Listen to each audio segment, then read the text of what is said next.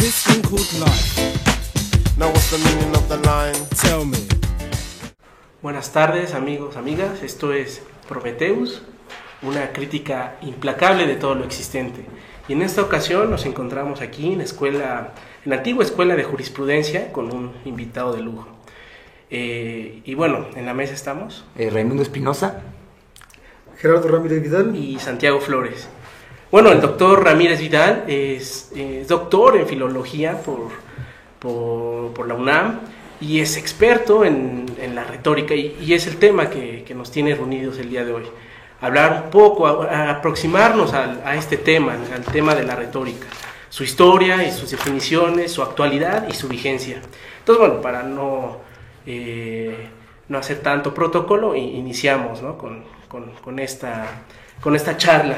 Y bueno, maestro, gracias por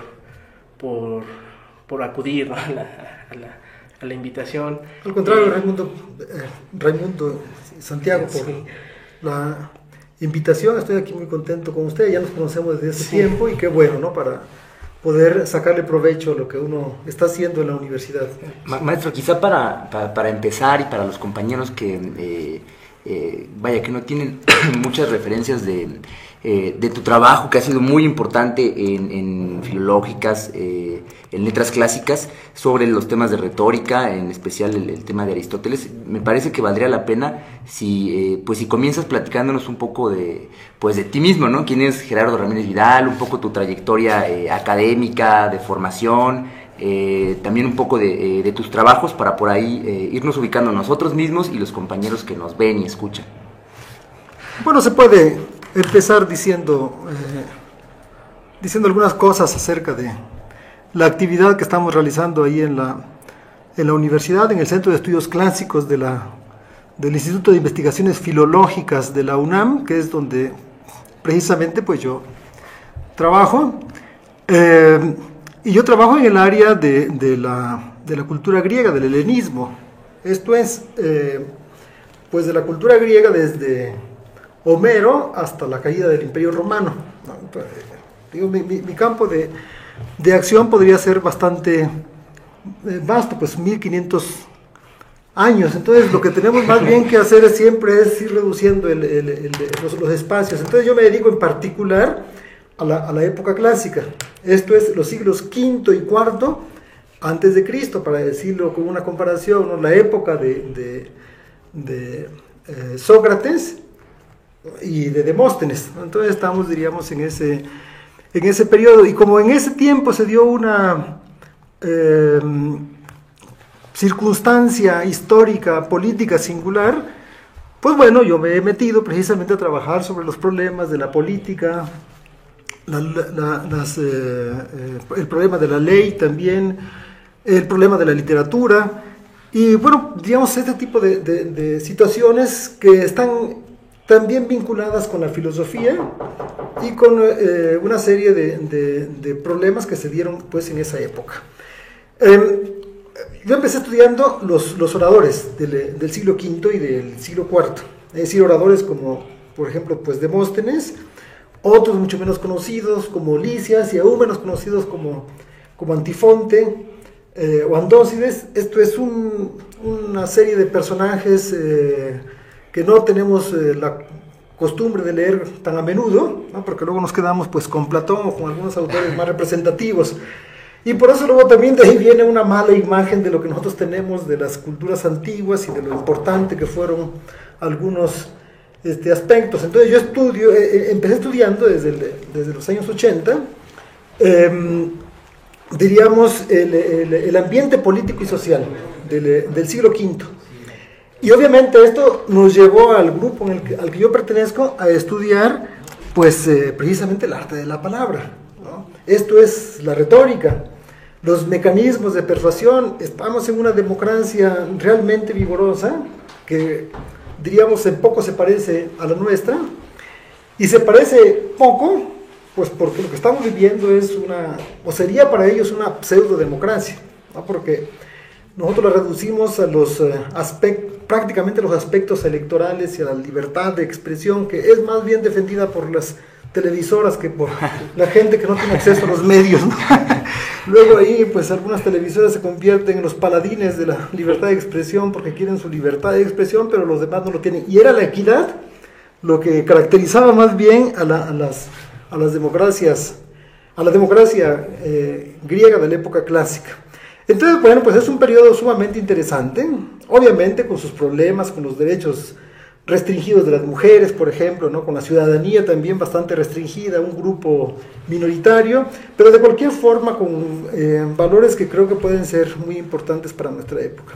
Y de ahí, de ese trabajo sobre la oratoria y sobre el arte de la palabra, pues me he venido hacia las épocas más posteriores, hasta llegar obviamente a nuestra época. Hice un trabajo que se está dictaminando, que es la palabra y el puño, ¿no? Perfiles de la retórica nazista en el Mein Kampf de Adolf Hitler.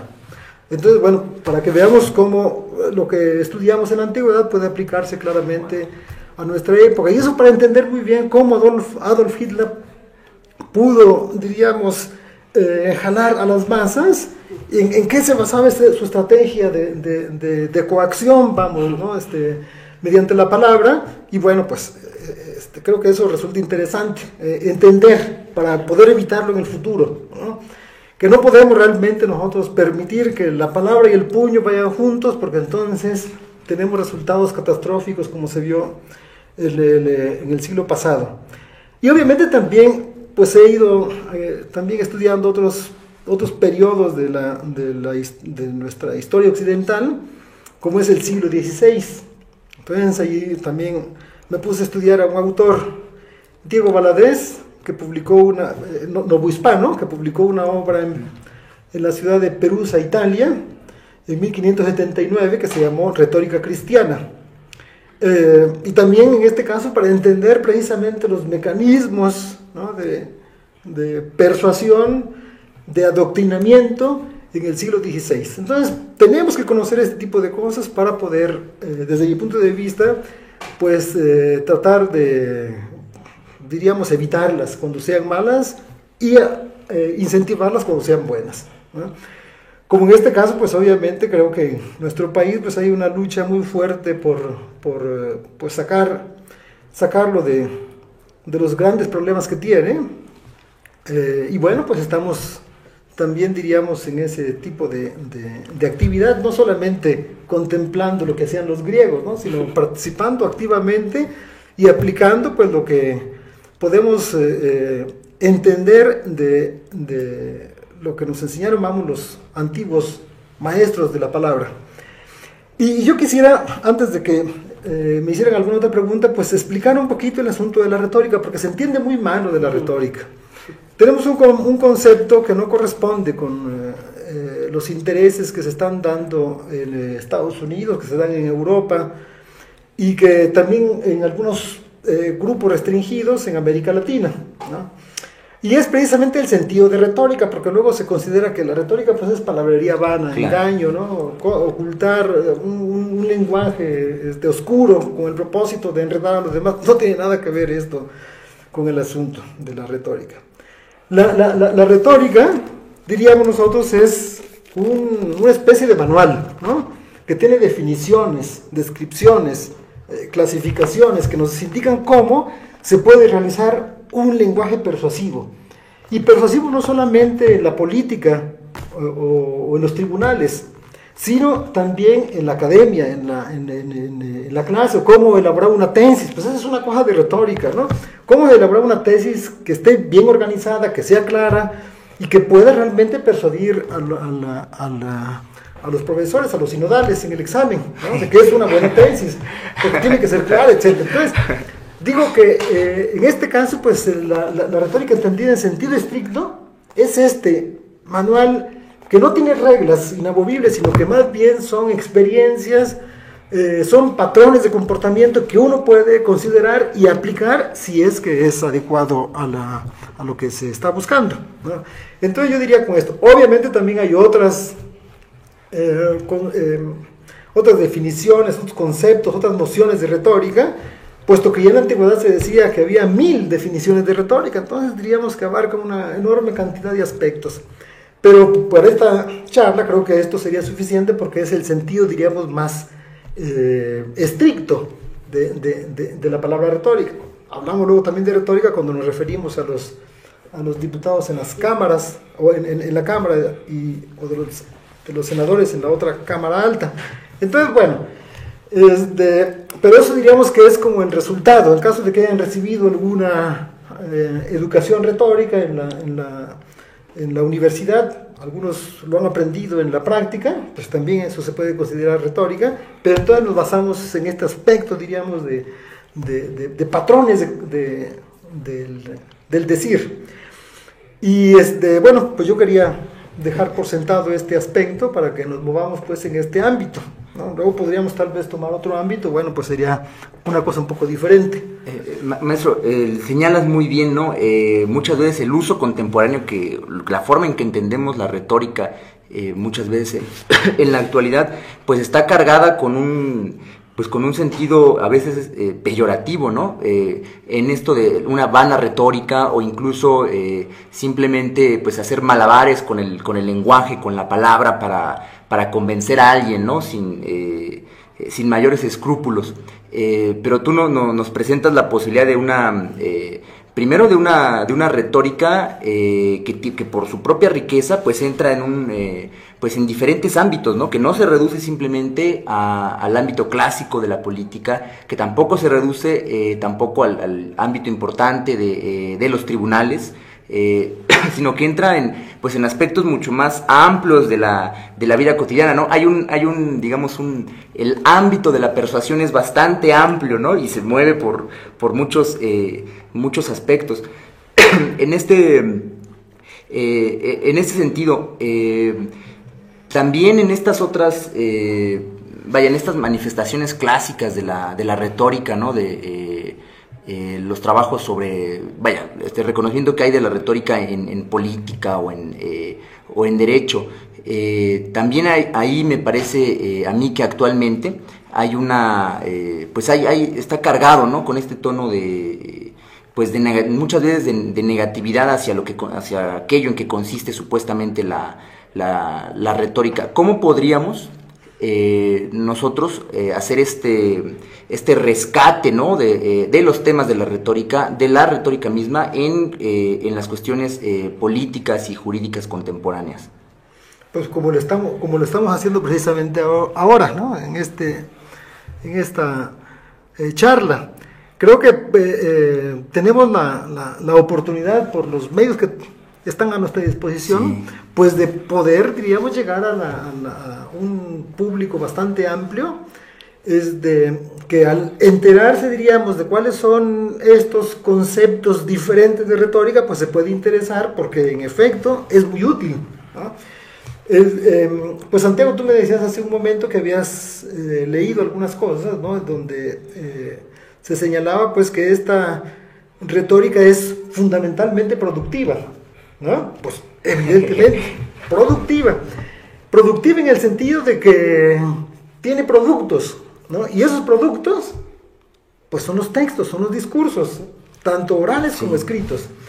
Y yo agregaría que la principal virtud que deben de tener estos discursos es la claridad, y que deben de ser además argumentativos, y si se puede también que sean hermosos, bien elaborados, para que causen una mejor impresión en los destinatarios, como también nosotros hacemos, ¿no? Cuando queremos hablar, queremos ser no solamente argumentativos, sino también deseamos, bueno, pues que nuestras palabras sean bien dichas, ¿no? Como diríamos, como se debería ser para poder llegar pues al destinatario de la mejor manera.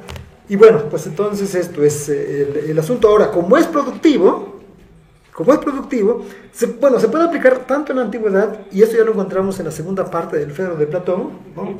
En donde decía de una retórica holística. Estamos hablando de filosofía, una retórica holística, que es, diríamos, aquel arte que sirve para enseñar a hablar y escribir, ¿no? En cuestiones públicas y en cuestiones privadas, en prosa y en verso. Es decir, pues en todo lo que nosotros hablamos. Entonces, hacia la mitad de esta obra del Fedro de Platón, pues se encuentra, diríamos, delineada una retórica holística, una retórica general, realmente muy interesante. Y estamos hablando de una persona que se consideraba adversario de la retórica, pero pues no es adversario de la retórica, es que es adversario de la retórica de sus enemigos, ¿no? Pues evidentemente. Entonces él dice, pues la retórica de los sofistas es una porquería, ¿no? Porque no saben ni siquiera distinguir lo que debe ser un cuerpo bien ordenado. Entonces, lo que debe tener una retórica, pues son tales elementos. Pues sí, claro, es una retórica filosófica que se basa sobre todo en la verdad, pero que tiene precisamente mecanismos de comprensión, de elaboración textual clara. Y estaba leyendo este librito precisamente, estoy haciendo una reseña, Le Dialogue Socratique, el diálogo socrático de Livio Rossetti, que es mi maestro, con él estudié en Perusa, Italia, y bueno, pues en gran medida este libro es de retórica, y él lo manifiesta claramente, la retórica de Sócrates, la retórica de Platón, cuáles son las estrategias particulares que ellos utilizaban para poder, yo diría así, engatusar a sus lectores. Él lo dice un poco más fuerte. Entonces, pues si vemos nosotros a Sócrates, que en el sentido tradicional, ¿no?, de una persona, diríamos, sumamente ética, ¿no?, que buscaba la verdad a toda costa y que buscaba que las cosas se reflexionaran, se razonaran para llegar a resultados, diríamos, ciertos, ¿no? Pues no, aquí se presenta otra cosa en relación con Sócrates, cómo utiliza el lenguaje de una manera tal que vaya llevando a sus interlocutores pues a caer en errores, pero luego que son errores aparentes también. Tiene mecanismos, por ejemplo, de presentarse como que no sabe nada, ¿no? Y si uno dice que si Sócrates no sabe nada, entonces ¿para qué se pone a discutir? Pero entonces se crea un eso, una imagen, una figura, ¿no?, que es la que conservamos actualmente, pero no era la que tenía actualmente, en su época, perdón, Sócrates.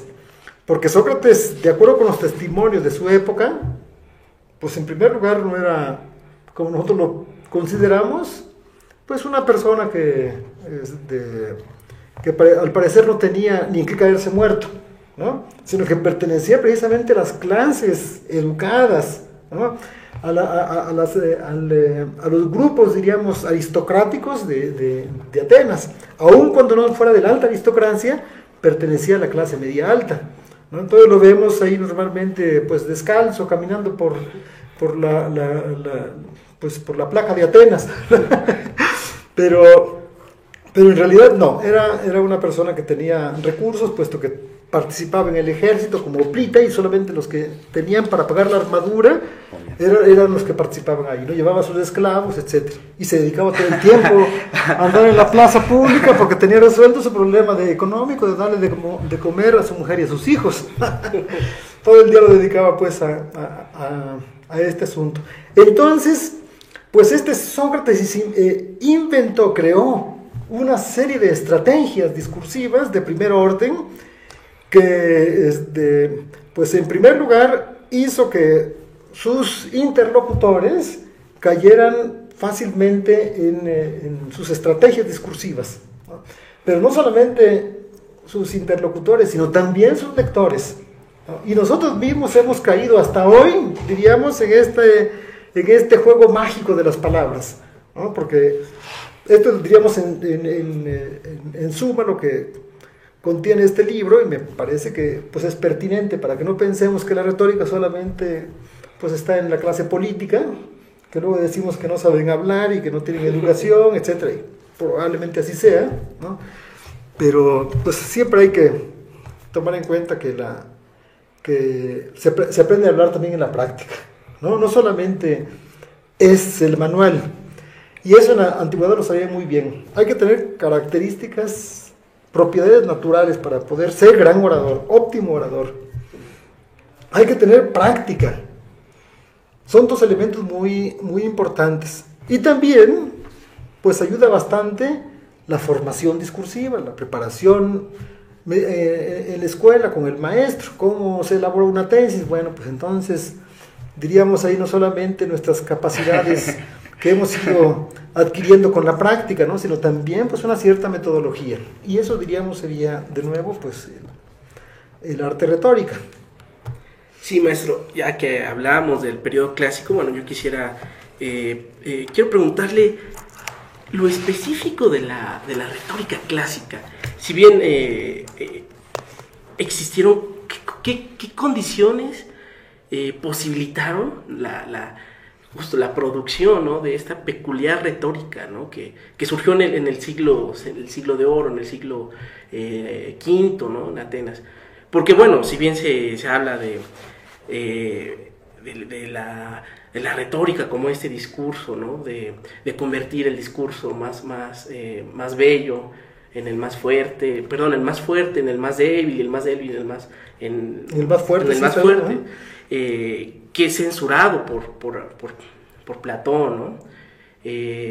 Pero ¿qué es lo que condiciona el surgimiento de esta retórica, ¿no?, como ciencia quizá, como metodología, ¿no? ¿Y qué aspectos debe contener? ¿Cuál es la esencia, ¿no?, de esta retórica? Porque también se habla bueno, en algunos de sus artículos, como que el ser humano es un hombre ya retórico, digamos, ¿no?, que hay una pregnancia, ¿no?, de la retórica dentro del ser humano. Pero bueno, ¿qué es lo peculiar de la retórica en la Grecia clásica, ¿no? Muy bien, sí, yo creo que tiene rasgos muy significativos. Antes de esto quisiera recuperar una de tus expresiones, en este caso de la pregnancia retórica del lenguaje. Es decir, porque el lenguaje no está hecho para transmitir verdades, para transmitir las cosas, eso según los antiguos, ¿no? El lenguaje no son las cosas, hasta pragmata, ¿no?, en griego, ¿no?, sino que son sonidos. Entonces son cuando más imágenes que uno se hace de las cosas que transmite uno mediante el lenguaje, pero entonces ya va, diríamos, como diríamos, mediatizado, ¿no? Pues la cosa está allá afuera. Cuando hablamos, pues decimos palabras, no decimos cosas. Eso lo decía Borges de Leontini, ¿no? Entonces, bueno, pues cuando hablamos nosotros tenemos que utilizar una serie de mecanismos que son precisamente las imágenes. Y en este caso yo pongo como ejemplo pues a Nietzsche, ¿no?, quien decía que todo lenguaje es retórica porque las palabras son figuras en su origen, ¿no?, y utilizamos una gran cantidad de figuras, de imágenes retóricas cuando hablamos pues, en cualquier lugar. Eso es, diríamos, universal. Pero además, dice Nietzsche, no solamente eso, ¿no?, sino que cuando hablamos no decimos verdades, ¿no?, sino opiniones. Nosotros en el mundo común y corriente utilizamos opiniones, doxai. Esto lo dice Nietzsche en sus escritos de retórica. Entonces, bueno, por una parte diría, pues este lenguaje está impregnado de retoricidad, ¿no?, como hemos visto con las observaciones de Nietzsche. Impregnado, y eso en ese sentido diríamos que la retórica es connatural al lenguaje. No es, diríamos, una cosa artificial. Es como si dijéramos que estar preñado es antinatural, ¿no?, o es artificial, ¿no? Es que está preñada constantemente de retoricidad, porque lo tiene así. Cuando hablamos elevamos la voz, la bajamos para poder crear ciertos efectos en nuestros destinatarios. Cuando nos levantamos, bueno, pues, por ejemplo, yo le digo a mi mujer, oye, ¿está encendido el calentador? Pues yo sé que no está encendido, le estoy pidiendo que, por favor, encienda el calentador. Son formas, diríamos, adecuadas, apropiadas, pues, en las relaciones familiares, en las relaciones privadas, ¿no? Entonces, esto se hace normalmente desde que nos levantamos hasta que nos acostamos, y a eso es a lo que yo designo pregnancia retórica del lenguaje, que es pues utilizamos ese instrumento que no es muy apto para la comunicación, pero que sí es, diríamos, bastante apto para poder crear reacciones, ¿no?, efectos en los destinatarios. Bueno, esto diríamos en relación con la pregnancia. Y ahora entrando al otro punto de la peculiaridad, de la particularidad de la retórica griega antigua de los siglos V y IV antes de Cristo, pues es sin duda en este caso el sistema político, las formas ideológicas que se impusieron en Atenas y en otras ciudades del mundo griego, pues diríamos, estas formas ideológicas políticas. ¿Y qué cosa es esto? Pues la democracia, ¿no? Una democracia que, como decía, se basaba más que en la libertad, se basaba más en la equidad. En esta, que ahora se designa mucho, lo he escuchado varias veces, ¿no? La epieikeia, ¿no? En efecto es un concepto importante, ¿no? No es realmente la libertad lo que hace a una democracia, sino la equidad o la igualdad entre todos. Entonces, por eso hay una gran diferencia entre la democracia antigua y pues lo que nosotros vemos aquí como democracia moderna, que diríamos es una cosa un poco chusca, ¿no? Por eso yo creo que también actualmente lo que más debería interesarnos en la lucha política, pues es precisamente más la equidad que la libertad, ¿no? Más la equidad y la igualdad que la libertad. No digo que se deseche, obviamente, ¿no? Sería absurdo, ¿no? Porque uno quiere también sus libertades, independientemente de que quienes las usufructúan son grupos muy reducidos, pero bueno. Entonces diría que esta es una particularidad de la retórica que surge de un sistema democrático en donde los ciudadanos son iguales aun cuando sea un grupo reducido. Y entonces en esta situación, pues se ven obligados todos los ciudadanos a debatir entre sí lo que ellos quieren para su ciudad, y también se ven obligados a debatir o a defenderse directamente en los tribunales. Y entonces en la vida diaria también se ven en la necesidad de entrar en una interrelación constante en donde discuten, debaten, y es por eso que entonces la palabra adquiere una importancia singular, una importancia grande. Yo creo que ahora también la palabra está como que ampliándose, la palabra, diríamos, pues más libre por estos medios de internet, etcétera, que permiten llegar a amplias... pues a un público muy amplio. Entonces, diríamos que ahí la retórica antigua surge en este ambiente, pero no solamente surge la retórica, también la filosofía surge gracias precisamente a este sistema político, ¿no? Por eso creo que lo que caracteriza pues a la retórica antigua es sobre todo esto, una equidad, una igualdad en la palabra.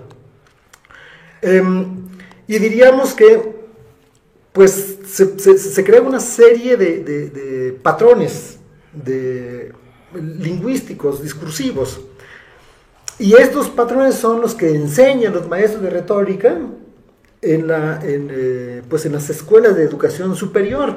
Pero la enseñanza de la retórica es una parte de un conjunto de enseñanzas, ¿no? De materias que forman al ciudadano. Por ejemplo, en este caso, Isócrates, que es, diríamos, el maestro más conocido de retórica en la antigua Grecia, o más reconocido y conocido, diría, pues lo que decía, que más que enseñar la elocuencia, él enseñaba la equidad, ¿no? Esta epieikeia, precisamente. Bueno, pues esto es muy correcto, ¿no? Es decir, sí la palabra, pero la palabra siempre sometida a la cuestión del razonamiento, ¿no? Pues diríamos del debate, del ver el beneficio que va a tener la ciudad de Atenas, ¿no? De ver lo que es justo, de ver lo que es honesto, la honestidad, todo ese tipo de cosas entonces tienen que ver en esta educación, antiguo. Entonces estas son las particularidades, diríamos, pues de esa disciplina, diría ciencia en el sentido de conocimiento, no de cuestión científica, no ciencia, porque viene del latín esquio, ¿no? Saber. Entonces, de este conocimiento, conjunto de conocimientos. Y también de esta disciplina, de esta doctrina, de manera más específica, porque se enseña, se transmite, ¿no? Por eso entonces ciencia, doctrina, disciplina, porque disciplina también es un arte que contiene reglas, que tiene elementos, etc. Esto sería, diríamos, una definición muy apropiada para esa época, con las características peculiares que tiene. Y otra cosa también, que como proviene de estas condiciones políticas, pues es una retórica política fundamentalmente. Pero como veíamos, también esta retórica puede ser reclamada por la filosofía, como lo hizo Platón. Solo que luego Aristóteles pues redujo a 3 géneros, pues la retórica, ¿no? Esto es. Entonces espero haber pues respondido esta inquietud tuya. Sí, maestro, y nada más un punto, el momento de la producción, ¿no? Como se señalaba en un principio, que se da en la asamblea, ¿no? En este cara a cara de los ciudadanos, es el momento de la producción del discurso, de la producción de la retórica, ¿no? Qué importante, ¿no? Que estas condiciones políticas, pues estando en equidad, ¿no? Los ciudadanos se reunían para saber, para tomar decisiones sobre ellos y sobre su colectividad, para satisfacer necesidades, para ver cómo iban a resolver, ¿no? Ciertos problemas. Y bueno, pues se daba a través del discurso, ¿no? De la persuasión, ¿no? De no solo convencer, ¿no? Porque bueno, hay que establecer una distinción, ¿no? Entre convencimiento y persuasión. La persuasión te invita a una acción, ¿no? A una acción ética, digamos, también, ¿no? Entonces, la asamblea como el momento en el que se produce esta retórica, ¿no? Y qué es lo que pasará después, ¿no? Pero bueno, ¿cómo? Sí, no, bueno, yo creo que lo que está diciendo es correcto. Tenemos ahí nosotros esta dimensión productiva, que en griego es poietica, ¿no? Poietike. Entonces esta dimensión productiva es o también se utiliza otra palabra que es demiurgike, pero bueno, dejemos los términos en griego, si no nos enredamos ahí. Pero de cualquier forma, en ese sentido, como lo estamos tratando aquí, es improductiva. ¿Qué hemos visto? ¿Qué produce? Que se educa a los jóvenes, ¿no? Que diríamos necesitan una formación para poder llegar a ser dirigentes políticos, ¿no? Entonces, ¿qué cosa es lo que se necesita? Pues aprender historia, ¿no? Aprender literatura. Eso es muy importante entre los maestros, entre algunos maestros de retórica. En cambio, en Platón eso realmente lo hacía a un lado, ¿no? Quería sacar a los poetas de su ciudad ideal, ¿no? De su Calípolis. ¿No? Pero los demás maestros, que llaman sofistas, pero no está bien el nombre, ¿no?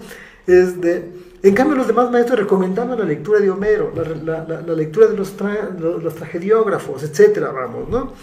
Conocer la historia, pero también conocer de finanzas, también conocer de cómo se tiene que tratar al esclavo, conocer cómo se tiene que tratar, y es muy importante, al soldado en el ejército, ¿no? Porque entonces tienen que ser también generales, tienen que tener un conjunto de conocimientos muy importantes. Entonces, diríamos que la retórica pues entra en este conjunto, no se puede ver aislada. Por lo menos en el siglo V y en el siglo IV, diríamos que la retórica entra en un conjunto disciplinario, pues que era sumamente práctico y que tenía como orientación pues dirigir los destinos de la ciudad, ¿no? Y por lo tanto, pues las cosas que tenían que saber pues eran muchas. Pero diríamos que sí, existe esta parte discursiva, propiamente dicha, que además no es solamente de cómo utilizar el lenguaje para manifestarse ante los demás, sino cómo reflexionar. Y esto es muy importante y se olvida con mucha frecuencia. Por eso luego se dice palabrería. No. Es que logos no significa palabra, ¿no? También significa razón, ¿no? Significa pensar bien de manera correcta, ¿no? Para poder expresar de manera correcta también lo que se piensa. Así es que es el logos, que es palabra, argumento, palabra, razonamiento, pues resulta muy importante en la enseñanza de los maestros de retórica, y obviamente pues era una escuela de razonamiento, de utilización del lenguaje de manera clara, oportuna, correcta, y bueno, también de tomar en cuenta los intereses de la ciudad, lo justo, ¿no? Por ejemplo, en el caso de los procesos judiciales, y pues tenían toda una formación. Pero entonces está este carácter productivo que se da no solamente para la palabra hablada, sino y mucho también para la palabra escrita. Por eso también Platón, al que ya nos referíamos, pues señalaba en este diálogo llamado Fedro, pues que no solamente la palabra hablada, sino también la palabra escrita es importante. ¿Por qué? Bueno, porque en la época de Platón ya se ha interiorizado la escritura. La escritura se convirtió en un instrumento muy eficaz, y además provocó un cambio cultural, un cambio, diríamos, en las formas de pensamiento, pues realmente significativo, ¿no? Y en este sentido, pues también el discurso escrito tuvo mucha importancia, ¿no? Tenemos que considerar que, por ejemplo, los maestros de retórica también eran logógrafos, es decir, escribían discursos para que el cliente en el tribunal se lo aprendiera de memoria y llegara a recitarlo como si realmente lo estuviera haciendo en ese momento, ¿no? Pero entonces tenían una serie de mecanismos sumamente importantes para poder engañar a los jueces, o para poder, bueno, están defendiendo ahí la vida a veces, ¿no? Y luego, pues puede ser gente inocente, y se tiene que defender ante, pues, personas, acusadores profesionales que quieren sacarle su dinero, vamos, ¿no? Entonces, bueno, pues está el discurso escrito, por eso se conservan una buena cantidad de textos, ¿no? Se acostumbró empezar a escribir los textos para que el cliente que estaba con algún problema en los tribunales pudiera leerlo, aprendérselo de memoria y luego recitarlo. Y pues digo, esta costumbre de escribirlo la tenía incluso Demóstenes. Se cuentan cosas muy extrañas de él, ¿no? Demóstenes, que es considerado el más grande orador del mundo occidental, diríamos, no vamos a meternos con los demás, con las otras partes del mundo, pero por lo menos en el mundo occidental es considerado así. Bueno, pues sucede que también escribía sus discursos primero y luego se los aprendía de memoria, ¿no? Y así iba a recitarlos, ya sea ante el tribunal, para exigir que le regresaran su dinero, ¿no? Sus bienes, o bien incluso en la asamblea, que ahí es mucho más difícil porque cambian las condiciones, etc. Pero hay una tradición que dice que Demóstenes llegaba a la asamblea habiéndose aprendido de memoria, después de haberlo escrito obviamente, pues el discurso. Y yo no creo que haya sido así, porque luego se presentan circunstancias en donde él pues tendría que responder con otro tipo de discurso que no podía tener ya a disposición en ese momento. Pero lo que dicen es que, bueno, que cuando alguno de sus amigos era acusado en el debate de la asamblea, pues él se quedaba callado y mejor no lo defendía porque no tenía el discurso, lo cual me parece pues, ya un poco absurdo. Porque pues la palabra en la tribuna es realmente muy versátil. Pueden cambiar las condiciones y luego pues el discurso que traes preparado ya no te es útil porque ya se tocaron los temas, porque ya, etcétera, vamos, ¿no? Una serie de problemas. Y bueno, pues este es el asunto en relación con esta palabra hablada, pero también escrita, que es muy importante. Maestro, hay, solo para precisar, me surge a mí la inquietud. ¿Sí hay entonces un debate en la Grecia clásica respecto de la relación entre la retórica y la verdad? Digamos, tomando por un lado la postura de Platón, ¿no? que rechaza a los que no piensan la retórica como él, y él dice que pues defiende o estaría a favor de una retórica que esté sustentada en la verdad, y denosta al grupo contrario, que es a los que se conoce como los sofistas, precisamente porque los acusa, ¿no? De jugar con la palabra y de no apelar a la verdad, de no sustentarla en la verdad. Sí hay un debate en la Grecia clásica y, bueno, creo que sí hay un debate. ¿Cómo está ahorita el debate? O sea, ¿cómo vemos nosotros el debate? ¿Cómo lo ubicamos ya ahora? ¿Hemos logrado superar ese debate? ¿Cómo está ahorita? Sí, bueno, otra cosa que me hizo falta, y para enlazar con lo que estás diciendo, es aquella situación que se dio en la época clásica, siglos V y IV antes de Cristo, ¿no? de ese tipo de régimen político que permitió, diríamos, tanto el surgimiento de la retórica como de la filosofía en sentido estricto, diríamos, no contando en este caso a los presocráticos, porque a estos ellos podríamos llamarlos más bien pensadores, aun cuando Aristóteles los empezó a llamar filósofos. Bueno, una cosa, digo, extraña y tal vez extraordinaria, que podemos nosotros constatar con mucha claridad, es que la retórica, después de haber perdurado durante la Edad Media, ¿no? De haber, diríamos, tenido una importancia grande durante el Renacimiento y luego con el advenimiento del positivismo, Descartes, Gassendi, etcétera, vamos, ¿no? Diríamos como que es expulsada porque ya no funciona esta palabra libre, ¿no? Sino más bien el asunto que más les importaba era la cuestión de la verdad, ¿no? De la epogea, de suspender el juicio, ¿no? Para poder encontrar luego pues las verdades, diríamos, pues más generales y más seguras. Solo pienso, luego existo, por ejemplo, ¿no? Sería en este sentido. Bueno, después de esto, después de haber pasado 3 siglos en la oscuridad, repudiada, etcétera, la retórica, vuelve a surgir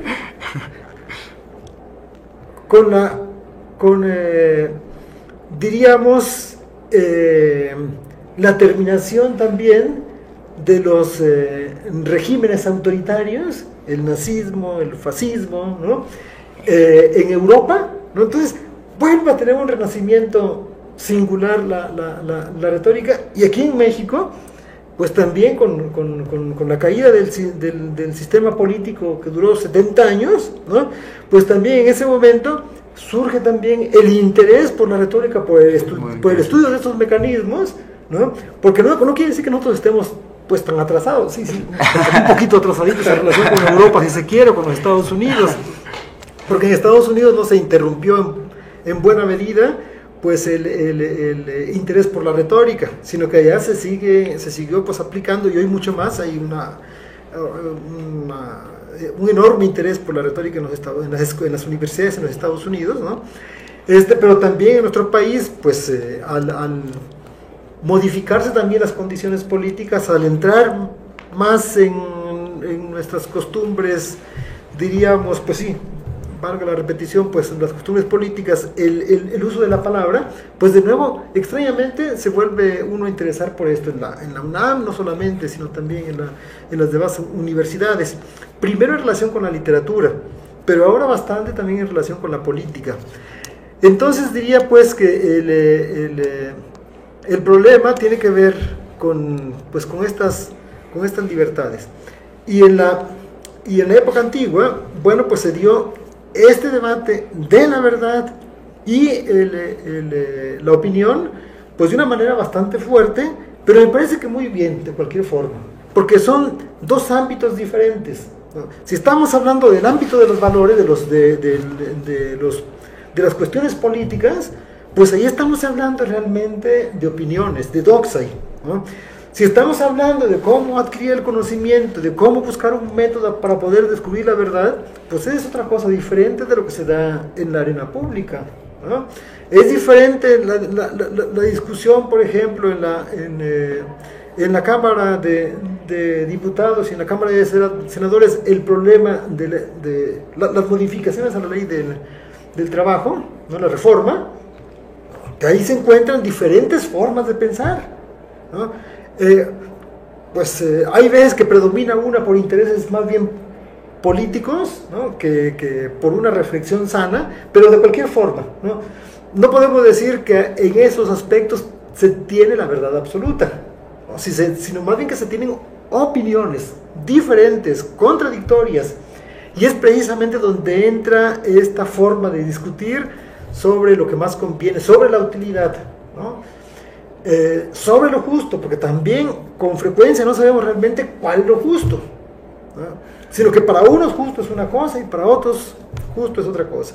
Es como se decía en el caso de Protágoras, ¿no? Que pues él decía que sobre un mismo asunto se pueden dar dos discursos opuestos, contradictorios, ¿no?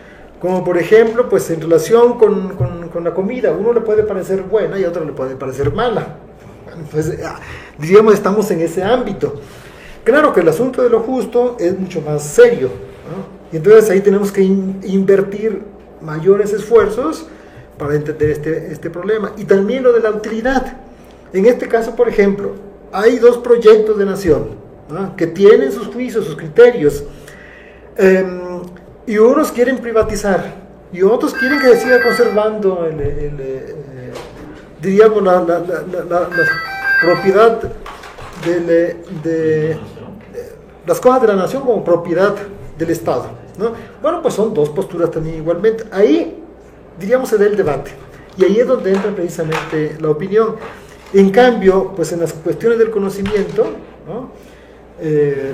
Pues ahí ya se da otro tipo de retórica, que es precisamente, yo creo que la retórica platónica, ¿no? Y me parece que además bien orientada, de manera sensata, de manera sincera, tal vez poco práctica, pero a mí no me parece, sí, de las cuestiones políticas, porque también quería enseñar política,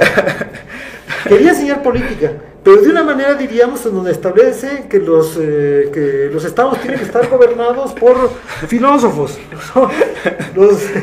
Los filósofos que dirigen la ciudad. Tal vez a muchos les parezca bien esto,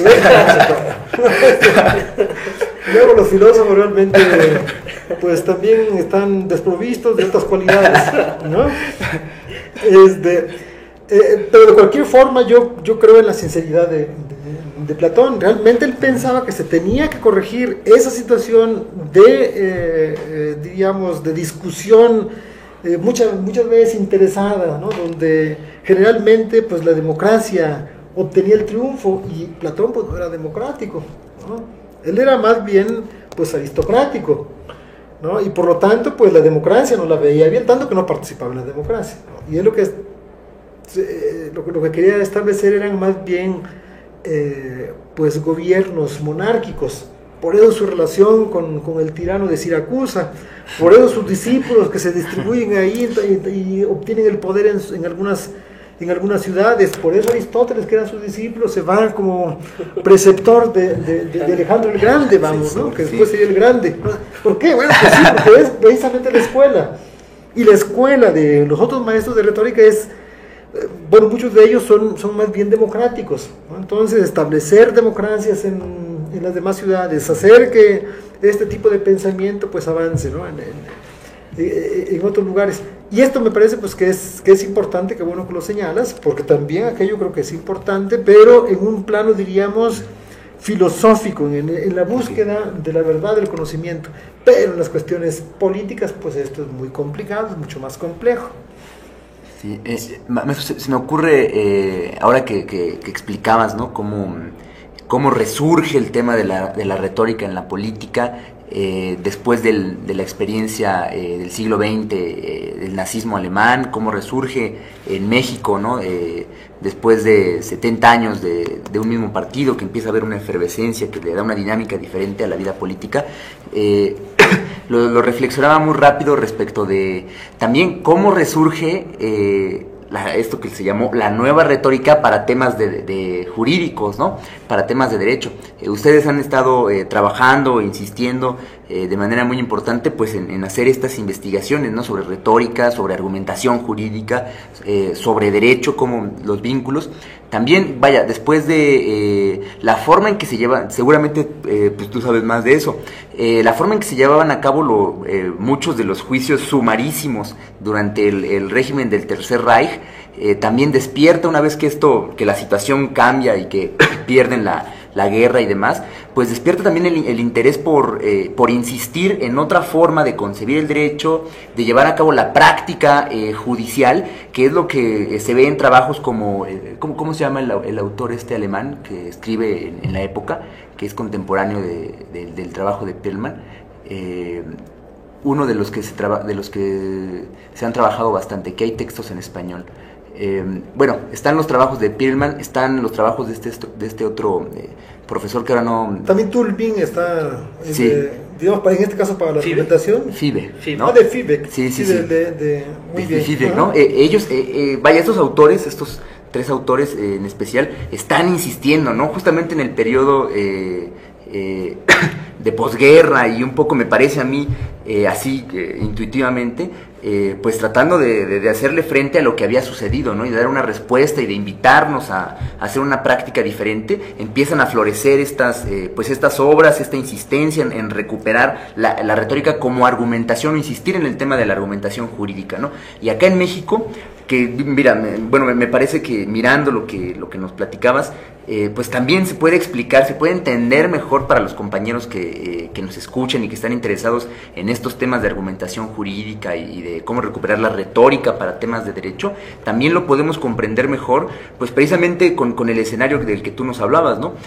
Hay una dinámica política distinta en México que también tiene sus impactos en los temas de derecho. También hay ciertos cambios en la dinámica de la enseñanza en el derecho, de la dinámica en los procesos judiciales, que nos están invitando, nos están jalando a reflexionar y a insistir pues en la retórica, en la argumentación jurídica, y en tratar de imaginarnos nuevos paradigmas para hacer la práctica del derecho. ¿Cómo ves tú estos temas?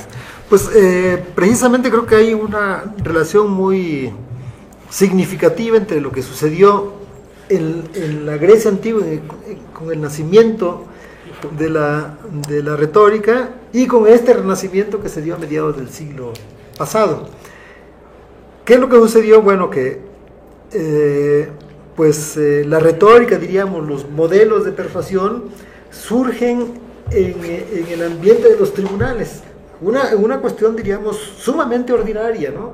Que es defenderse, que es acusar, que es buscar, diríamos, recuperar la propiedad que alguna persona pues le quitó. Entonces, estas cosas, diríamos, así comunes, dieron origen a una disciplina de argumentación, de reflexión, diríamos, de comprensión de los problemas, ¿no? Y ahora, el siglo pasado, ¿no? en 1958, pues se publica esta obra de Perelman también en el ámbito jurídico, no diría judicial, pero sí en el ámbito jurídico, ¿no? Y luego también con este Theodor Fibe, ¿no? Que retoma los tópicos de Aristóteles, porque sí, realmente los tópicos de Aristóteles es una obra poco estudiada, ¿no? Y sin embargo esta persona toma esto y ello me parece sumamente correcto, ¿no? Y entonces también él, diríamos, participa en esta renovación de la retórica. Entonces a mí me parece pues que en principio hay una semejanza, diríamos, muy significativa. Son épocas diferentes, son momentos muy distintos, no podemos pensar que sean lo mismo, pero se parecen, vamos, ¿no? Hay ciertas semejanzas que me parecen significativas. Y por otra parte, pues esto del ámbito de los juicios, ¿no? Del ámbito del derecho, que es donde vuelve a resurgir la retórica. Y esto se da fundamentalmente en Europa, ¿no?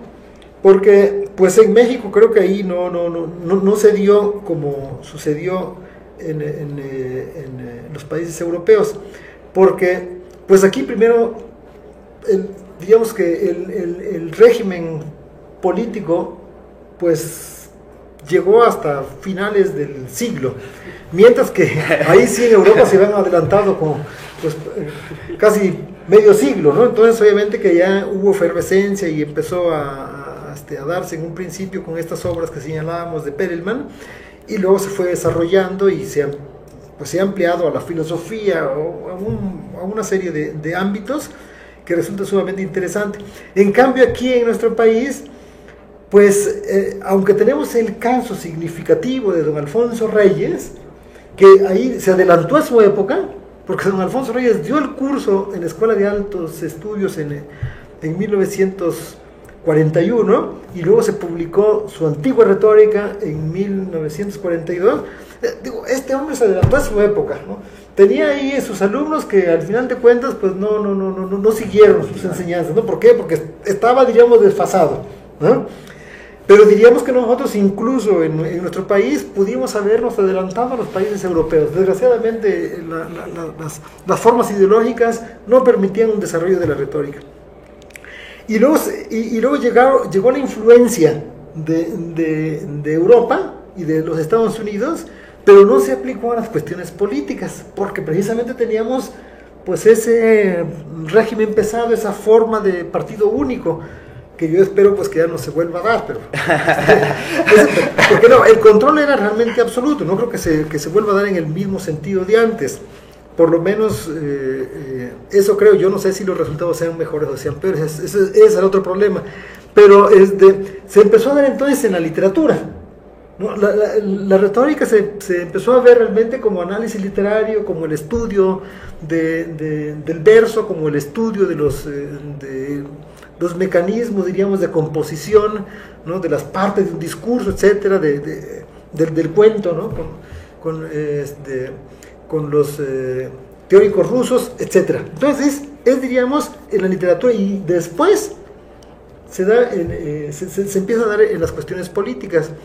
Por eso también creo que en la Facultad de Derecho pues ha tardado también diríamos, en introducirse, y se ha introducido, pero de una manera indirecta, ¿no? Porque sí, bueno, nosotros cuando vemos ahí teoría de la argumentación jurídica, o una argumentación jurídica, ¿no? o interpretación jurídica, estamos hablando de retórica claramente, ¿no? Esto es precisamente la retórica, y por eso el maestro Óscar Correas, ¿no? Señalaba pues que sí, que la retórica pues ha llegado también a la Facultad de Derecho, pero de una forma, diríamos, diferente de lo que se ha dado en las universidades europeas y en Estados Unidos, ¿no? Porque sí, tenemos una gran cantidad de estudios que probablemente ni siquiera los autores quieran considerar como retórica, pero pues es que estamos en ese asunto. Digo, por lo menos es algo semejante a lo que se está dando en las universidades europeas en relación con la retórica.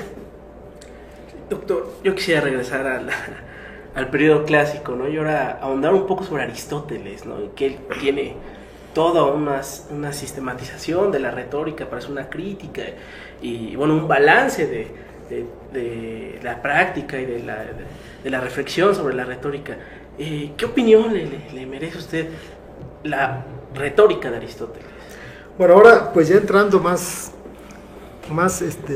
específicamente sobre un autor y sobre un tema, pues en primer lugar creo que se tiene que subrayar que la retórica y la filosofía no están peleados o peleadas, no son disciplinas que estén en contra. La prueba mejor es precisamente la retórica de Aristóteles. Como decía, pasaron 3 siglos en los cuales la retórica se vio expulsada de los intereses intelectuales diríamos, también de los estudios que se daban en las universidades. Pues también la retórica de Aristóteles sufrió esta misma situación porque fue poco estudiada. Pero ahora que retorna el interés por la retórica, entonces Perelman se basa en la retórica de Aristóteles. Es decir, la nueva retórica de Perelman es un resurgimiento de la retórica de Aristóteles, o por lo menos él lo cree así, ¿no? Yo creo que en gran medida sí, porque son los impulsos, más que diríamos el aspecto, diríamos técnico, ¿no? Disciplinario, porque la retórica de Aristóteles es singular. Diríamos que es la retórica de Aristóteles el texto más importante de retórica que se haya escrito en el mundo occidental. Obviamente que existieron muchas otras obras de retórica, está la retórica de Herenio, está el de Inventione de Cicerón, y bueno, se podrían mencionar una enorme cantidad de textos. Pero la que tiene mayor importancia es la de Aristóteles. Entonces tengamos calma, no hay una oposición entre retórica y filosofía. Lo podemos ver con Platón, como decía hace un momento, pero también Aristóteles, porque además Aristóteles recupera esa retórica ordinaria, ¿no? Esa retórica de los tribunales, esa retórica de los debates públicos, en donde se utilizan una serie de estrategias para poder persuadir de cualquier manera a los jueces en el tribunal o a los ciudadanos en la asamblea. Y entonces pues es digamos que una obra significativa en ese sentido, pero también por el contenido mismo. Es una sistematización, ¿no?, de los procedimientos retóricos. Está dividida, como ustedes saben, pues en 3 libros, y en el primero de ellos pues lo que hace es, además de definir y de explicar un poco, bueno, que la retórica es un asunto completamente humano y que se da en todas partes de manera práctica, y también puede ser objeto de teoría. Bueno, después de eso lo que empieza a hacer es distinguir, ¿no?, la retórica deliberativa, lo que nosotros llamaríamos política, la retórica epidíctica y la retórica judicial. Entonces va viendo los elementos de cada una y cuáles son los fundamentos y qué es lo que se busca. La felicidad en el caso del género deliberativo, ¿no?, etcétera. Bueno, entonces, pues este primer libro es realmente interesante. El segundo libro trata sobre las emociones, ¿no?, el carácter emocional psíquico el carácter psíquico de la retórica, cómo es importante conocer el alma de los destinatarios, cosa que también decía Platón, ¿no?, para poder persuadirlos mejor. Y ya después de eso también vienen una serie de lugares, de lo que se llaman lugares comunes tópicos, digo mejor para no confundirse, ¿no?, tópicos, que es decir, elementos, argumentos que se tienen que utilizar en los discursos. Es la parte propiamente, diríamos, argumentativa. Y bueno, esto sería el segundo libro. Y el tercero, pues ahí explica sobre las cuestiones de la actuación, que además dice que eso no se puede, diríamos, teorizar, porque depende sobre todo del genio de la persona, pero que de cualquier forma sobre esto ya hablaron los maestros de teatro, ¿no? De lo que decía, ¿no? Y luego se dirige a la cuestión de la lexis, ¿no?, del estilo, ¿no? Y en este caso toca, en primer lugar, pues la claridad del lenguaje. Un texto retórico tiene que ser fundamentalmente claro. Y para eso ofrece una serie de recomendaciones, ¿no? Pues no utilizar palabras extrañas, no utilizar términos, etcétera, ¿no? Utilizar metáforas. Imagínate, la metáfora para ser más claro, no para ser más oscuro, ¿no? Entonces, bueno, yo he pensado en esto y en efecto, hay veces que tenemos que utilizar unas metáforas para poder ser mucho más claros. Como por ejemplo cuando se le dice a López Portillo, el perro, vamos, ¿no? Entonces, quien está enterado de todo ese tipo de cosas, pues lo sabe muy bien. O cuando Arnaldo Córdoba dice de un secretario que es gato del presidente, no, gato, no es que sea el gato, ¿verdad? El secretario del Estado no es el gato, pero uno sabe perfectamente bien cuando dice que es el gato, con mucha claridad, pues lo que significa un secretario de Estado. Pues son gatos del presidente. Y luego casi pueden decir ahí, pues perdón por los gatos. No tienen la culpa de esto. Pero bueno, entonces con estas enseñanzas uno se puede dar cuenta de cómo la metáfora puede ser muy significativa para la claridad del lenguaje. Y luego pues al final también sobre el orden. El orden es fundamental en retórica, ¿no? Si hablamos de manera desordenada, pues somos pocos claros, ¿no?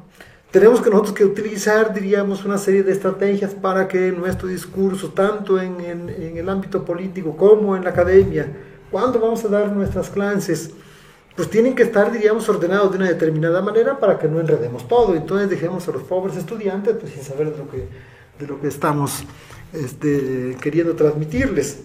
Entonces, diríamos que esto sería, en resumen, el contenido de la retórica de Aristóteles.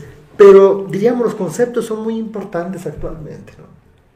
Está, por ejemplo, un concepto que es el ethos, ¿no? Que es, digamos, como la característica propia del orador, que se crea mediante el lenguaje, que se crea mediante lo que uno dice de sí mismo, como yo estaba haciendo al principio, que estaba diciendo, bueno, ¿a qué me he dedicado? Con el propósito, pues, también de crear una imagen, porque, bueno, además los demás lo saben, no quiere decir que sea malo, ¿no? ¿Por qué? Porque cuando uno conoce con quién está uno hablando, pues puede uno entender mejor las cosas, ¿no? Pues tiene intereses por ahí, por eso está diciendo esto, ¿no? O bien es un experto, ¿no? Qué sé yo, o bien es un interesado, pues sí se entiende también ahí, ¿no? Son, diríamos, claves que tiene el destinatario para poder entender lo que uno está diciendo. Y pues yo diría que estos términos, estas nociones que se encuentran en Aristóteles son actualmente de una importancia extraordinaria. El año pasado organizamos unas jornadas, las segundas jornadas latinoamericanas de retórica en la UNAM. Entonces una profesora de Argentina, Alejandra Vitale, pues vino a exponer precisamente sobre esos en los discursos políticos de los regímenes autoritarios de Argentina y de Brasil.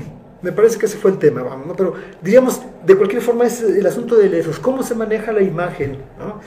Por ejemplo, en el caso, también ha tratado el caso de Cristina Kirchner, ¿no? Cómo utiliza, por ejemplo, el asunto de lo femenino, ¿no?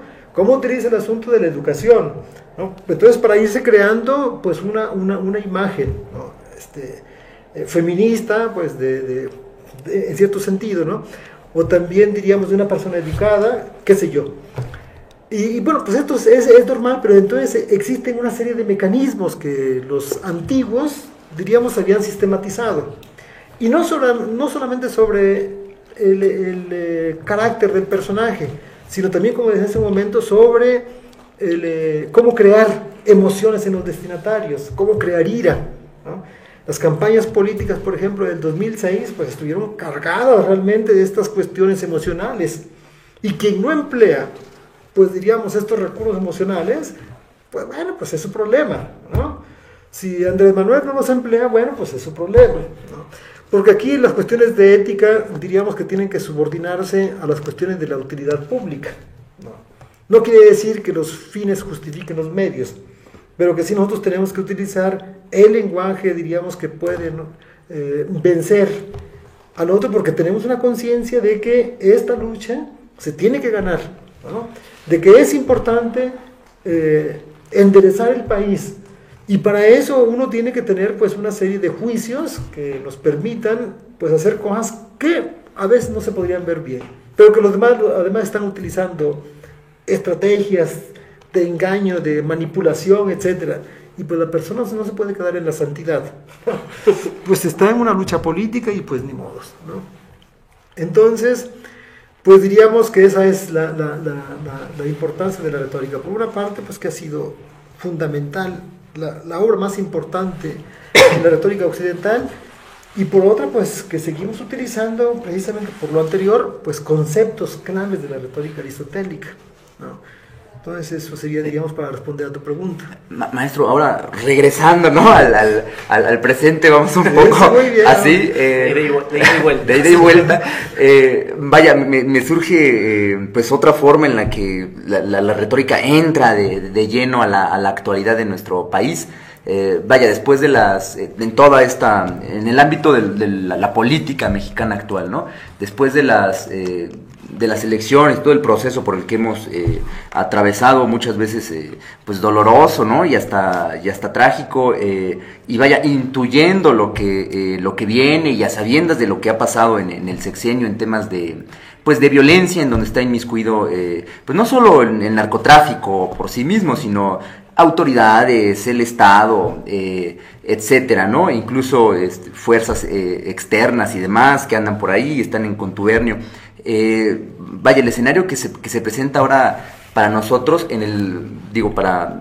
para quienes están en resistencia, para movimientos sociales, para personas que están impulsando pues cambios progresistas, etcétera, pues parece ser que se presentara una muy sí, importante, ¿no? Hay una dicotomía entre el camino de la violencia, el uso de la violencia para resolver conflictos sociales que realmente no los resuelven, sino que simplemente los silencian, los invisibilizan o terminan exterminándolos, pero no resuelven la problemática. Y por el otro lado, pues la posibilidad de recurrir a la palabra, al lenguaje, a la retórica, al diálogo, para establecer acuerdos, para construir, para desarrollar consensos, ¿no? Consensos.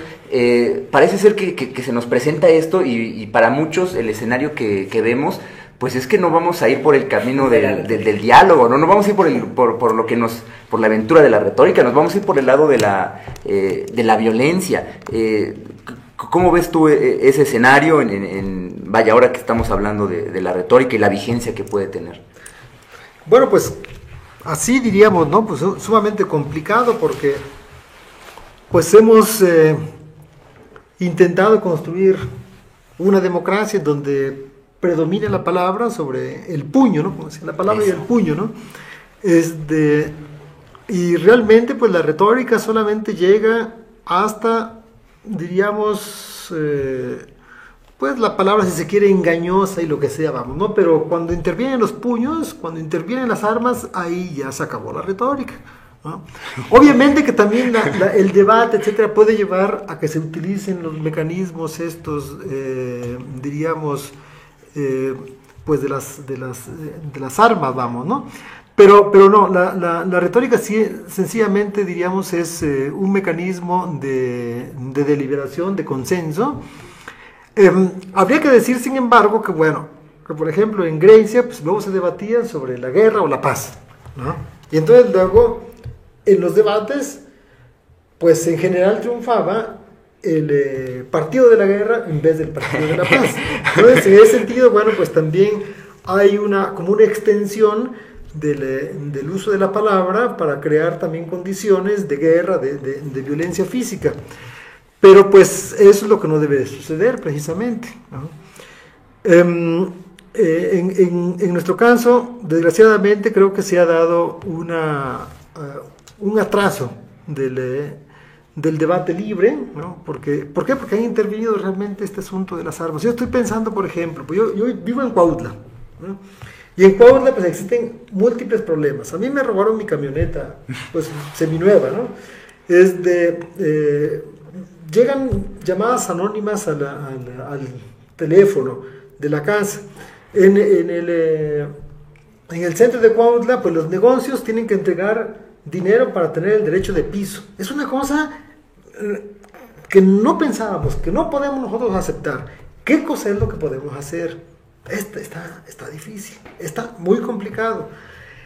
Pues yo lo que he pensado es un poco retornar, ver la historia de mi estado, ¿no? Y ver también otra época semejante a esta. Como decimos, no se repite la historia, ¿no? Pero todos podemos tomar algunas enseñanzas del pasado. Y esto se dio en otra época similar, se dio en la época de los plateados, ¿no? De la segunda mitad del siglo XIX, ¿no? Donde había grupos de fascinerosos, ¿no? Que asaltaban las caravanas, etcétera. Bueno, ¿no? Era un caos el Estado. ¿Qué es lo que sucedió? Pues la fuerza pública no funcionaba. Eran esos mismos los que a menudo los que robaban, los que mataban, etcétera. Eso se encuentra claramente, diríamos, reseñado, ¿no? Pero entonces, ¿qué cosa es lo que hizo? Que la gente se empezó a organizar, ¿no? Que, por ejemplo, en Yecapixtla, ¿no?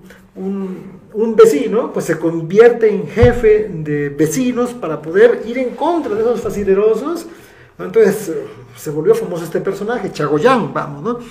Entonces se armaron y lograron derrotar a los plateados, claro, con muchas pérdidas humanas.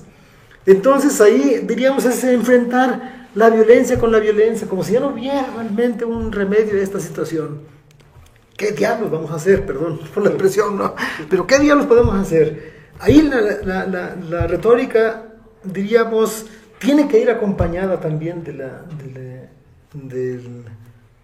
de la fuerza física, de las armas, etc. Yo realmente ahí estoy muy preocupado y muy indeciso, ambas cosas, ¿no? Sin preocupación, porque ¿qué hacemos, no? Pues la autoridad, el gobierno, pues no funciona, es disfuncional realmente, pues ahí tienen que estar pagando los comerciantes. No es en el norte del país, no está aquí cerquita. Entonces, ¿qué hacemos? Fíjate que, como digo, pues por una parte preocupado y por otra parte incierto. La verdad es que ahí, pues yo no sé qué cosa es lo que tendremos que hacer.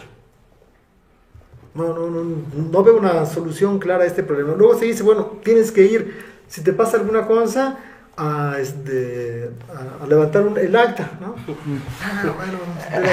Si te están amenazando de que tienes que dar tu cuota, pues tienes que ir ante la autoridad. Pues, espérame, ¿qué tal si es el mismo con el que voy? Claro, que no es raro que así sea. Yo creo que se necesita un debate mucho más profundo sobre este asunto. Creo que es para mí un poco superficial, pero se me hace difícil también entrar en cuestiones de fondo en este caso.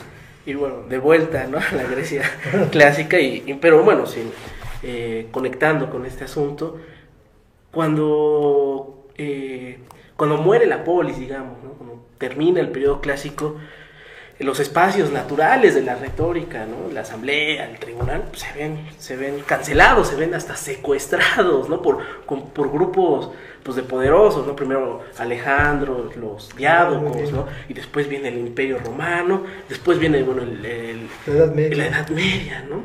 Bueno, en la modernidad, en la época contemporánea, pues están estos ejemplos. ¿Qué pasa, no?, con estos espacios naturales, esas condiciones que sí, permiten, ¿no?, la generación de la retórica? ¿Qué hacer, no? Usted lo señala. Pues sí, claro, porque en la Grecia clásica, pues el debate se da cara a cara entre los ciudadanos, ¿no? Entonces ahí tienen que decidir ellos si van a la guerra, porque ellos van a tener que ir, ¿no? Sí. No van a mandar. Si acá nos imponen la guerra. Después vamos, ¿no? Pues es, diríamos, un ejército de ciudadanos, y son ellos mismos los que van a votar quienes van a ir a enfrentarse al enemigo, pues entonces ahí ellos saben lo que deciden, ¿no? Y entonces se dan los debates. Luego también, por ejemplo, pues en los tribunales es la misma persona, la parte en el juicio, que tiene que ir a defenderse en persona. Y esto cambia diríamos, con la caída de la polis y el surgimiento de estos regímenes, pues yo diría también monárquicos, pero también autoritarios, ¿no? De tal manera que, diríamos, pues la retórica es desplazada, ¿no?, de estos lugares naturales. Pero no se pierden del todo estos lugares, por una parte. Digo, los juicios siguen existiendo, ¿no? Adquieren otra fisonomía, pero también, diríamos, tienen el abogado que tiene que ir a defender el cliente, etcétera. Vamos, bajo el Imperio Romano, ¿no? Y también hay asambleas en el pueblo para resolver problemas, digamos, que tienen que ver con la cuestión interna. Ya para la cuestión externa, pues está el gobernador, que impide, diríamos, que ellos tomen las soluciones en sus manos. No se puede, vamos, ¿no? Pero diríamos que queda una buena parte de prácticas retóricas. Pero también, al existir esto, diríamos que la retórica cambia de fisonomía.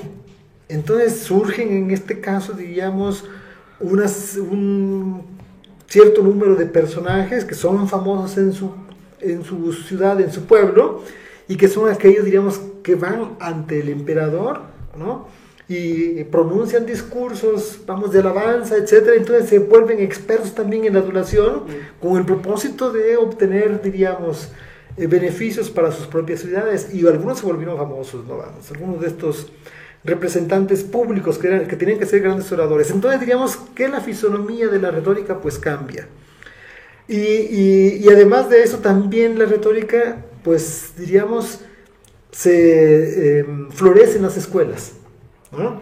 Entonces ahí diríamos los cursos de retórica. Pensemos, por ejemplo, en Cicerón, que se fue a tomar cursos a Chipre y a Atenas, en esta segunda parte de filosofía, en la otra de retórica, y pues diríamos los dirigentes romanos generalmente habían tomado cursos de retórica, ¿no? Y tanto que se llegó a considerar que no podía haber orador, esto lo decía Quintiliano, que fue otro maestro de retórica, no podía haber orador, o no se podía llamar orador a una persona que no hubiera tomado cursos de retórica.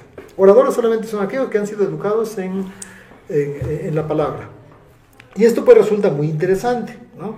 Porque a pesar de todo, pues también los emperadores tienen que ser óptimos oradores. Está incluso Nerón, diríamos, una persona sanguinaria, etcétera, pero que en sus primeros años realmente, al parecer, llevó a cabo un gobierno, pues diríamos, si no óptimo, pues bastante bueno, ¿no? Y también con una oratoria, con una forma también de dirigir los destinos de Roma, pues más o menos adecuada. Ya las cosas luego fueron decayendo. Y eso sucede, luego cuando viene la Edad Media, pues ¿qué es lo que pasa? Se crean nuevas formas ideológicas, entra la iglesia, ¿no? Entonces se fortalece el sermón, ¿no? Entonces diríamos que la retórica es utilizada entonces en estos otros ambientes. Es diferente un sermón, evidentemente, de un discurso judicial o de un discurso político, pero entonces se empiezan a crear de nuevo sistemas diríamos, oratorios que responden a las condiciones de la época. Y luego también la Cancillería, ¿no? Entonces empiezan a darle también el arte epistolario, por ejemplo, ¿no? O el arte de qué sé yo, de informes, ¿no? Que también diríamos que son los tres géneros que se dan durante la Edad Media, los informes. Luego las crónicas de la conquista, las crónicas son informes que están dando, o tienen esa forma de informes, ¿no? Con el propósito, por ejemplo, pues de que no les quiten sus propiedades, ¿no? Y que se las sigan dando a sus hijos, por ejemplo, ¿no? Es una de tantas cosas. Pero entonces diríamos que la retórica también tiene importancia, pues, en otros ámbitos. Y cuando llega la filosofía, pues también se da, diríamos, una retórica filosófica, ¿no? Que es, pues, realmente la retórica de Descartes, que yo creo que le retumbarán los oídos, vamos, ¿no? porque pues diríamos que esta disciplina del engaño, pues no es apta para la filosofía, pero lo que pasa es que ahí también tienen sus propios recursos, diríamos, de elaboración discursiva, y que son en este caso, pues también, diríamos, mecanismos retóricos, ¿no? Incluso en las ciencias, vamos, ¿no? Pues se utiliza imágenes, a figuras, hoyos negros, qué sé yo, una serie de cosas que son necesarias, vamos. La retórica no puede ser expulsada, se le puede llamar de otra manera, pero pues ahí está. Cuando vas a escribir, si necesitas hacer un texto adecuado, ¿no? Sí, correcto y persuasivo, pues bueno, pues tienes que hacer uso de determinadas estrategias discursivas, y en esto estamos realmente dentro de la retórica. Entonces, pues diría que eso sería en relación con las demás épocas, en donde este sistema político de igualdad, de equidad, pues diríamos, llega a su fin. De cualquier forma, la retórica pues se va adecuando a los diferentes escenarios. Maestro, un poco para ir cerrando, hay, el esfuerzo que nosotros hacemos en el podcast, en el programa que tenemos acá en el proyecto de Grado Cero, se llama Prometheus, una crítica implacable de todo lo existente. Un poco el esfuerzo que nosotros hacemos, los objetivos que tenemos, pues es de intentar pensar diferentes dimensiones de la realidad de una manera crítica, ¿no? Y rescatar pues autores clásicos, ¿no? Pero también autores que actualmente están trabajando, están desarrollando, y que muchas veces no se conoce pues la obra y la importancia que puede tener, todas las implicaciones. Una de las partes específicas que nosotros hemos querido rescatar y hemos insistido mucho, pues es buscar en la tradición clásica, ¿no? Griega, en esos grandes pensadores griegos, pues tratar de pensar la realidad contemporánea con ellos, ¿no? Además de con otros muchos, con ellos también incluidos, porque consideramos que tienen mucho que decir. Parte de eso es que pues hayamos insistido en lo oportuno que era pues invitarte a que nos platicaras de la retórica, de cómo podemos recuperar pues estos trabajos, ¿no? De autores tan importantes como Aristóteles y el resto de los que tú nos has mencionado, para pensar realidades contemporáneas y también para enriquecernos con lo que ellos nos aportan desde la realidad que ellos pensaron. Ha habido en este contexto, ha habido un debate pues importante, ¿no? Ahora en América Latina. Es algo con lo que nosotros nos hemos enfrentado, sobre todo porque nosotros insistimos mucho pues en autores, digamos, muy pues que son mal vistos, ¿no? O sea, marxistas, etcétera. Nosotros insistimos mucho en recuperarlos y en que tienen algo que decir para pensar la modernidad, ¿no?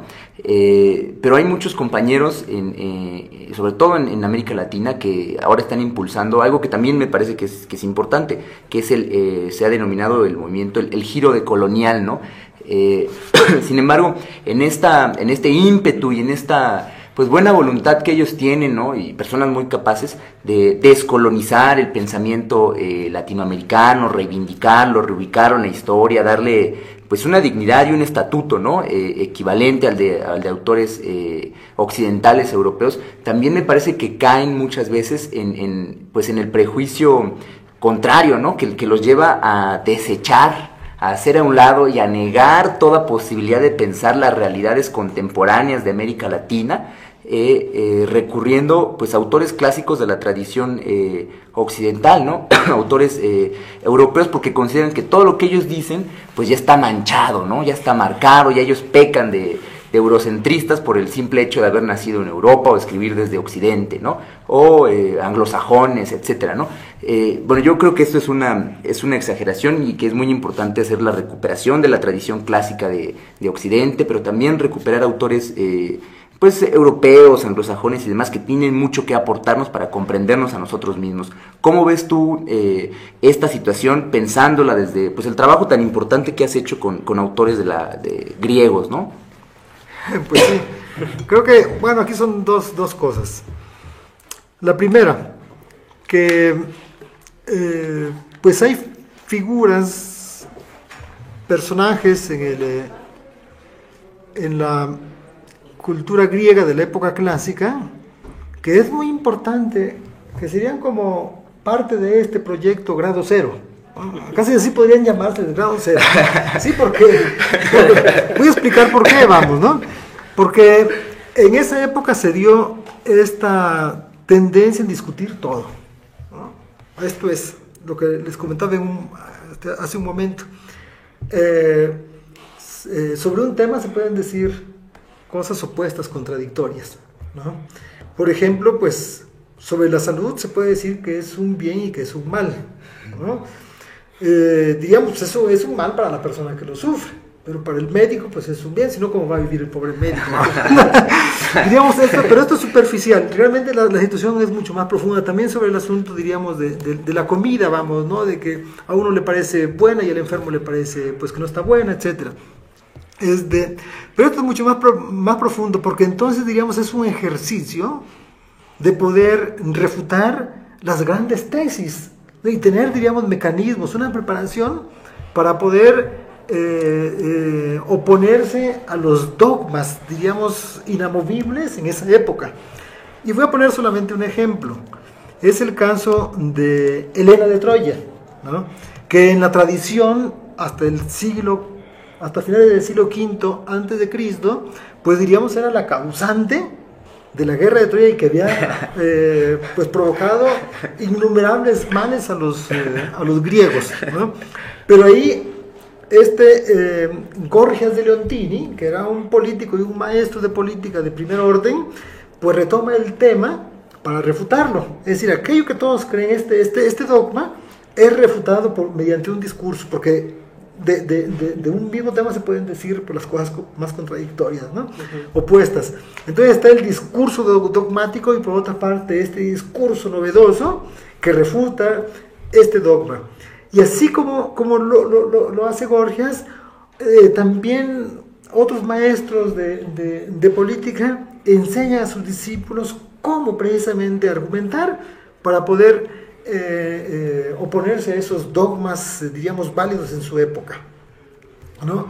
Entonces, pues aquí también creo que es, digamos, este afán, pues no de buscarle tres pies al gato, vamos, ¿no? Pero sí de discutir realmente problemas fundamentales, porque esto ayuda realmente a avanzar en el conocimiento. Y eso me parece pues realmente una actividad pues muy valiosa, porque se debe de hacer, pero extrañamente luego no se ha hecho, o tal vez no se ha hecho de manera suficiente. Eso diríamos que por una parte en relación con esto del grado cero. Y el otro punto, ¿cuál era? Perdón, pues esta me parece a mí exageración que a veces se hace de los autores en América Latina. Exacto. Y esto tiene que ver pues también con lo otro. Imagínate si uno se limitara, ¿no?, a leer lo que uno produce aquí, porque uno, diríamos, tiene sangre indígena y entonces ya está uno como pertrechado de ciertas cualidades que los pobres europeos pues no tienen, ¿no? Más bien colonizadores, etcétera, que debemos dejarlos por allá. Esto me parece sumamente aldeano. Es más, yo luego creo que es una discusión o un problema mal puesto, ¿no? Porque desgraciadamente está el debate y tenemos que comentarlo, ¿no? Sí.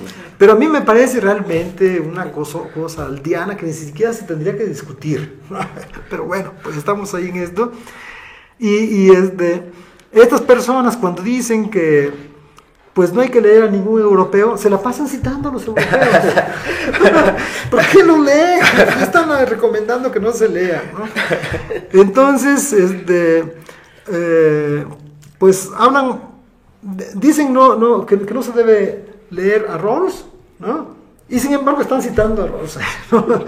O que dicen que no se debe leer a Gadamer. Pues hombre, ya han hecho las lecturas que les han servido, por cierto, de poco, porque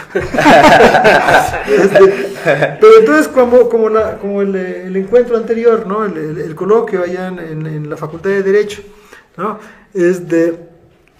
Como se dijo ahí, bueno, pues ya no vamos a escuchar la música clásica de Beethoven, ¿no? Porque pues, ya tienen sangre, diríamos, de conquistadores. Entonces a mí diríamos que esa participación del doctor Correa me pareció, pues, diríamos, como definitoria, ¿no? Yo estoy completamente de acuerdo con él.